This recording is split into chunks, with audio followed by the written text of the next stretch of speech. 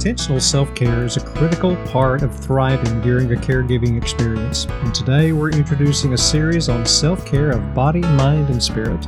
You're listening to Heartbeat from the Heart of Hospice. I'm Jerry Fenter, here with Helen Bauer. Whether you're a family caregiver or an end-of-life professional, we're here to enhance your hospice experience by connecting you with information you can use about end-of-life care. Because we know how busy life can get, Heartbeat is designed to give you helpful information in a bite-sized format.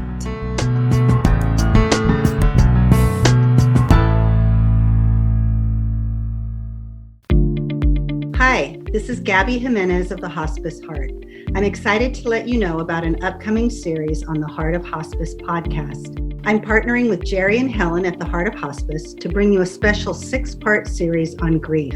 We'll be talking with industry experts Isabel Stencil and Lisa Paul of the Death Deck about common grief issues we're all dealing with. You'll hear information about when to seek professional help for your grief and how to navigate grief that seems to hang on for years.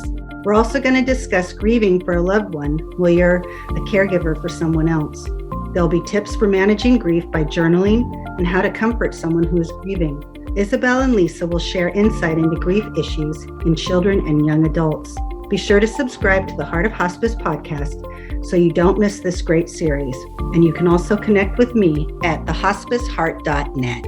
And remember, no matter who you are or where you are in your hospice journey, you are the heart of hospice.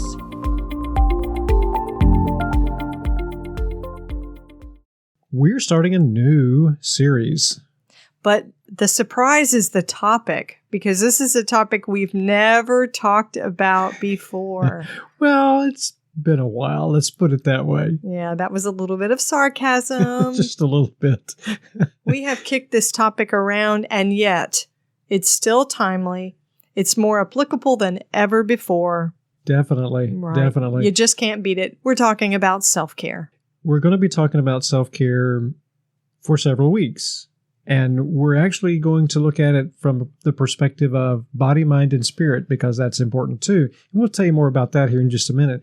Let's kind of set the stage for this, though. Why are we talking about self-care? Why the need to talk about self-care? Well, our focus for the self-care series is self-care for caregivers. Okay. Caregivers. So there's how many unpaid caregivers? There are over 50 million unpaid caregivers across the U.S. Wow.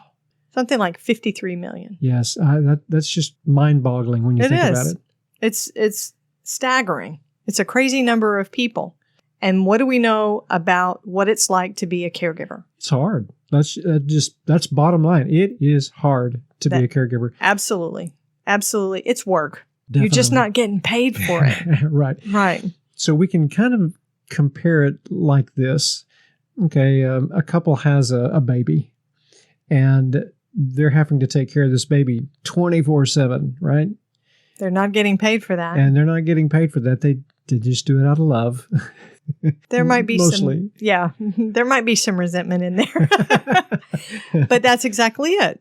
Quality of life can diminish for a caregiver. We talk a lot in hospice about quality of life for a patient, right? For the person who's got the serious illness or the terminal illness, the chronic illness. But when that person's loved one becomes a caregiver for them, the quality of life for the caregiver changes as well. It does. And what we know is that the caregiver for a hospice patient is one who is absolutely necessary. They are a part of the team. Right. They are a part of the team, and a very important part of the team, because if they're not there, then maybe something else needs to change. Maybe the patient's living situation needs to change. Exactly. Sometimes a caregiving system, quote unquote, for someone on hospice is just that one person in addition to the hospice team. Right. So it's a very fragile system. It is. So you have to take good care of it. Caregiving responsibilities put a strain on us as caregivers, on our physical health, our emotional health, our mental wellness, financial, almost every aspect of our lives. It definitely does. So that's why we're talking about self-care for body, mind, and spirit. because unless you're taking good care of yourself, it's going to reduce the impact of your caregiving experience.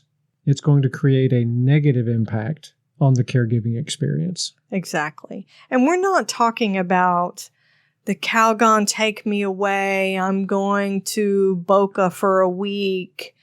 We're not talking about that. We're talking about actionable, everyday, thriving during the experience when you have to stay in it. That kind of self-care. Right. So caregivers provide care for their loved ones to support the whole person, body, mind, and spirit, right? Right. So right. Caregivers need to take care of themselves the same way. And we know that there's a connection between body, mind, and spirit. That's why we're doing this as a series about body, mind, and spirit, is because they're so interconnected. You can't take care of one without taking care of the other two, and you can't neglect one without it also impacting the other two. So we want it to be a whole person experience. Exactly. So the series is going to discuss tips and resources to enrich your self-care for body and spirit and mind, and to make it work for you. Individualized, personalized, just for you. Right. It's not about what works for somebody else. So some of the things that we may tell you about, you may say, there is no way I can do that. We understand. We're not saying it's for everybody, but we also believe that there's something in there for everybody. Thanks for listening to Heartbeat from the Heart of Hospice. I'm Helen Bauer with Jerry Fenter. Because we know your hospice journey is 24/7, you can always find us at theheartofhospice.com. Subscribe to the podcast wherever you're listening, and please take a minute to leave a rating or a review on Apple Podcasts. To connect with us, you can just send us an email to host@theheartofhospice.com. And you can also find us on social media. And remember, no matter who you are or where you are in your hospice journey, you are the heart of hospice.